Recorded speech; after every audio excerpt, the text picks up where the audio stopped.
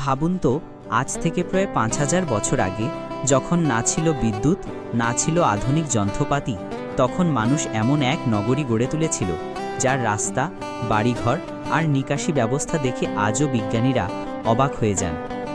সে নগরীর নাম মহেঞ্জোদারো, সিন্ধু উপত্যকা সভ্যতার এক অমূল্য রত্ন।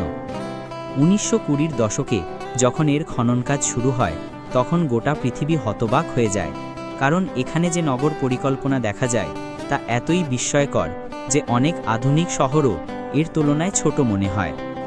এখানকার রাস্তা ছিল সোজা ও প্রশস্ত, প্রতিটি বাড়ি ছিল নালা নর্দমার সঙ্গে যুক্ত, ছিল এক বিশাল সার্বজনীন স্নানাগার যাকে পৃথিবীর প্রথম পাবলিক সুইমিং পুল বলা হয়। শুধু তাই নয়, এখানকার মানুষ ব্যবসা বাণিজ্য, শিল্পকলা, অলংকার নির্মাণ এবং লিপি ব্যবহারেও ছিলেন দক্ষ। মহেঞ্জোদারো থেকে পাওয়া মুদ্রা আর ভাস্কর্যগুলো জানিয়ে দেয় এই সভ্যতা কত সমৃদ্ধ ছিল।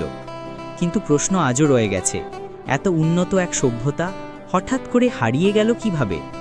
কিছু বিজ্ঞানীর মতে হয়তো বন্যা, কারো মতে ভূমিকম্প, আবার কারো বিশ্বাস এটি কোনো